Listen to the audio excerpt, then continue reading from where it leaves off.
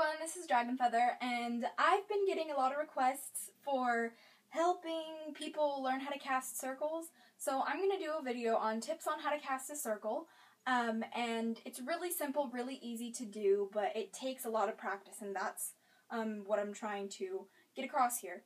So the first thing that you're going to need is something to direct your energy. I use my wand. You can use whatever you want. You can use your wand, you can use an aphame, or you can use a crystal wand. You can use your fingers as well, but just you're going to want something to direct your energy that fits comfortable with you. Now, the first step in creating or casting a circle is you're going to want to have an area that you can cast a circle in. And what do I mean by that? Like an open area, like I used to not have an open area in my room to cast circles, but I ended up making one, and that's where I am right now, by my altars.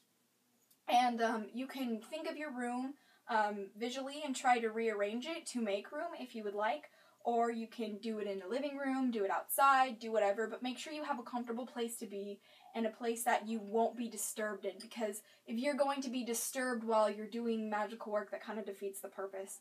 So after you find a place that you're going to be comfortable with and that is spacious enough to cast a circle, the next thing that I suggest you guys do, cast a circle, a lot of people think you stand around and you cast a circle like that. Some people do that. I have done that in the past, though it is not the best way for me to cast my circles. What I like to do is I like to use the energy of a candle in the middle of my circle area and envision the flame expanding out into like this impenetrable kind of bubble, and that's what helps me cast circles, and that's how I've done it in the past and how I do it today. But imagine something that's protective to you. If something that's protective to you has nothing to do with circles, it doesn't matter, use it. If what you imagine protecting you is a shield of like dragons flying around, as cheesy as that may sound, if that's what helps you feel protected and grounded, then by all means use it. It does not matter what you use.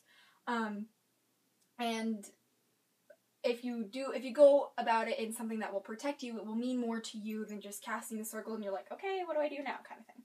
And so the last thing I have for you guys is take whatever you're directing your energy with. I am using my wand.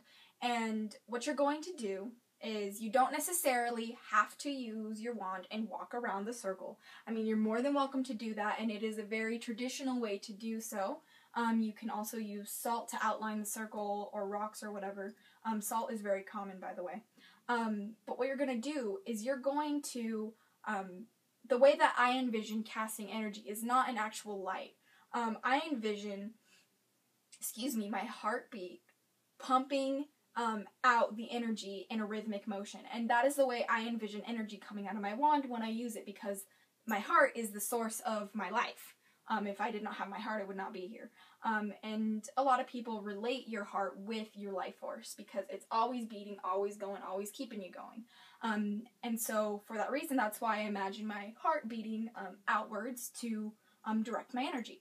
And now you don't have to use that, you're more than welcome to, but find a way that feels right for you, feels easy enough for you, and a way that you can really grasp when you're directing energy.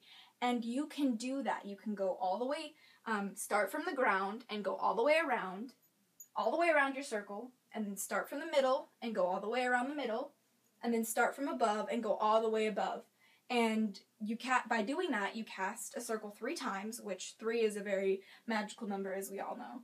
And it helps reinforce it and makes it to where it's more of a circle in mind rather than just more of a sphere in mind rather than a circle.